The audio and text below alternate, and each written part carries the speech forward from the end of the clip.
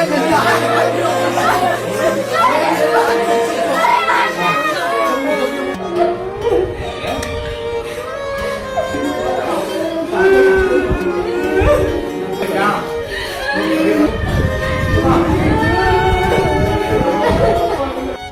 आती है मुझे उन लोगों पर जो खुद को दूल्हा कहते हैं, जबकि हकीकत में वो किसी बाजारू सामान से भी बदतर हैं। उत्तर प्रदेश के संभल में एक बाप की पगड़ी को बीच सड़क पर नीलाम कर दिया गया। क्यों?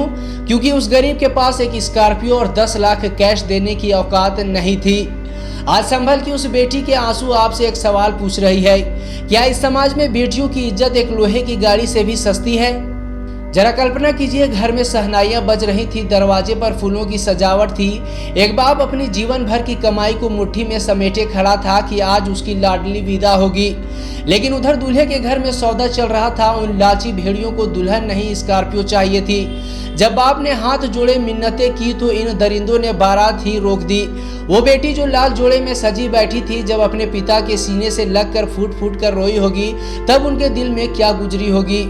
सुनो ए दहेज के भूखो, अगर तुम्हारी इतनी ही बड़ी औकात थी तो भीख क्यों मांगी? गाड़ी चाहिए थी तो कमा लेते।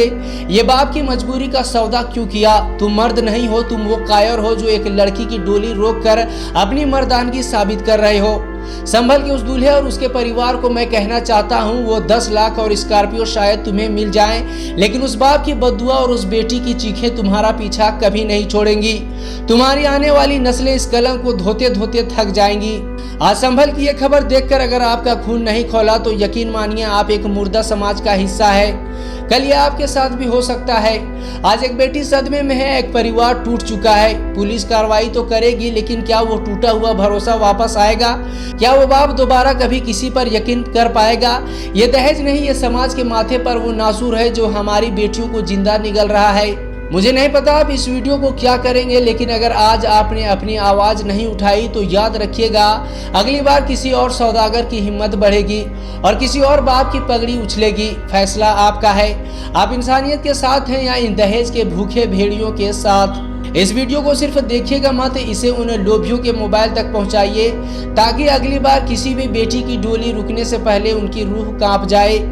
इंसाफ की इस जंग में खामोश रहना भी एक अपराध है।